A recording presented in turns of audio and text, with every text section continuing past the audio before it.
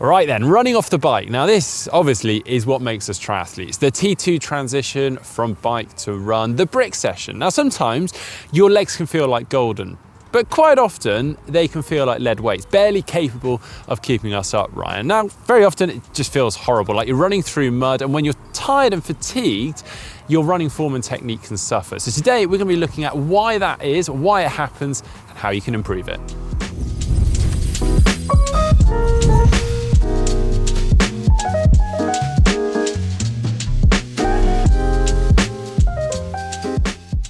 Now, from experience, my hypothesis is that our run form can be affected differently depending on how hard we have ridden on the bike and our experience in triathlon. Okay, fine, that's pretty obvious stuff, I know. Now, I actually remember my very first triathlon and running off the bike for the very first time. It's possibly one of the hardest things I've ever done in my life. Now, fast forward a number of years, and yet that has become a lot better. That's not to say that I get it perfectly every time. I have screwed up my pacing in a number of races and found it horrific. And also sometimes just coming off the bike, it can feel really difficult for the first few steps. But overall, it is a lot better. And that's not simply due to my improved fitness. It's also down to my years and experience in triathlon and my body learning how to transition from bike to run better. So back to the original question, how does our run form differ off the bike? And why can it be so much harder? And can we actually do anything about it at all? So then, what changes typically take place to our run form? Well, many of you have probably experienced this before when you're doing a running race, maybe a 5K, a 10K. As you start to tire and fatigue, your run form is affected towards the end of that. And obviously running off the bike, when we're tired, we just experience those effects a lot earlier on in the run. So what are these changes we might expect? So the most common change is to see the hips drop and sag so that the runner looks like they're sat lower whilst running. Instead of the pelvis lifted up and tilted slightly forwards, this dropped backward position makes it harder to move forward and extend your leg through the stride. It shifts the center of gravity back as well, so that you have to work harder to maintain your momentum. Another part of this is the leg extensions at the back of the stride.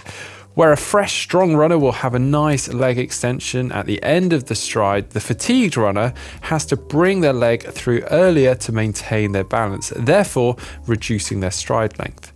Clearly, with a restricted stride length, you will run slower unless you can increase your cadence. And this takes me nicely onto the next point, cadence. Depending on what type of cyclist you are, moving straight from the bike to the run is thought to slow your run cadence down. If you turn a large gear at a slower cadence of say 70 to 80 RPM, it can be tricky to quickly adapt and get your legs turning over at 90 RPM or 180 steps per minute on the run. The effect this can have on your overall run speed can be significant, and unless you practice, it can be tricky to increase that leg turnover. Now then, is it actually a bad thing that our run form is affected?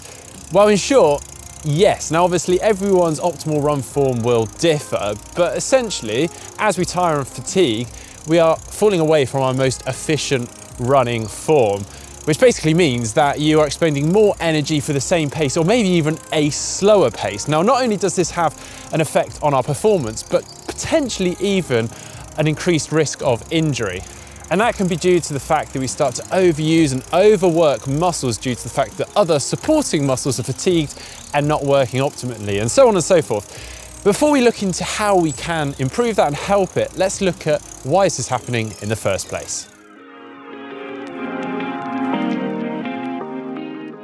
Well, it's a combination of factors really. We've got weakness and fatigue of muscles, tightness of muscles, and also neurological pathways recruiting those different muscles. Now, it sounds very complicated, but actually, with a bit of hard work, it is relatively easy to improve on each of these areas. So first off, let's take a look at hamstring and glute recruitment.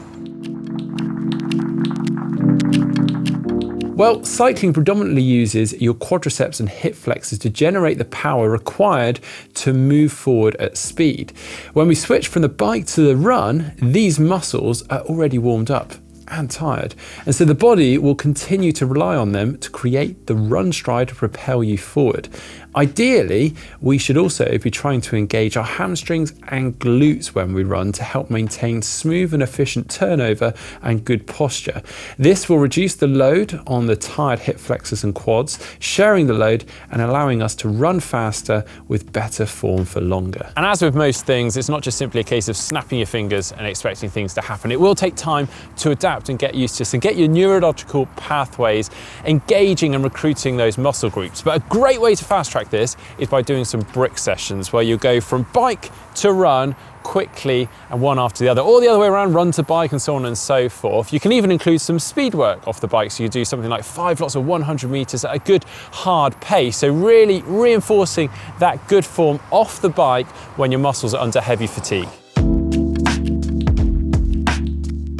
And another way of improving or maintaining your form off the bike is by including some tempo work towards the back end of a long run, something I tend to call back end fatigue. So for instance, you might be doing an 80-minute or a 90-minute easy, steady, long run, but in the final 10 or 15 minutes, you include some tempo work, perhaps close to your half marathon pace. And this is just getting your body used to that fatigue resistance, but also holding good form when fatigued.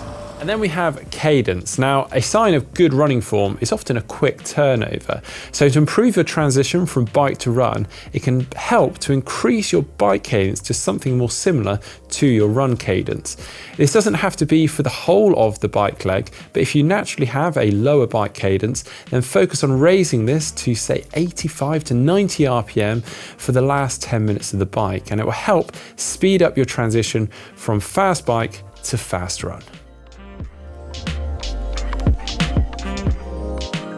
And also, targeted specific strengthening exercises will also help to maintain this good form off the bike. So if you're someone that slumps over when you run, or you almost sit down when you run, or your hips drop from side to side, then doing exercises that focus on your glutes, your core, and even your hips will help you to hold this form and avoid you crumbling at some point into the run.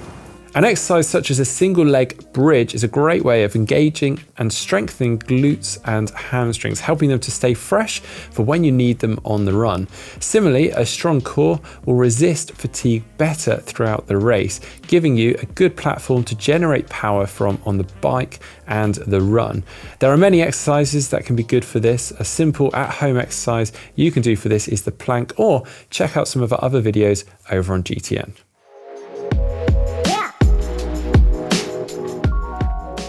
And finally, we have mental fatigue. Now, this is an important one. I think this is one that can have a huge and immediate impact on our run form and performance, particularly during longer distance races when, let's be honest, our concentration can start to slip towards the end of an event, which therefore is on the run, and therefore we find that our run form can start to deteriorate. So what I find best is actually have some cues on a run form to think about during the run. Some of these quick pointers to focus on are your hips forward, and with a gentle lean forward, pivoting from the ankles.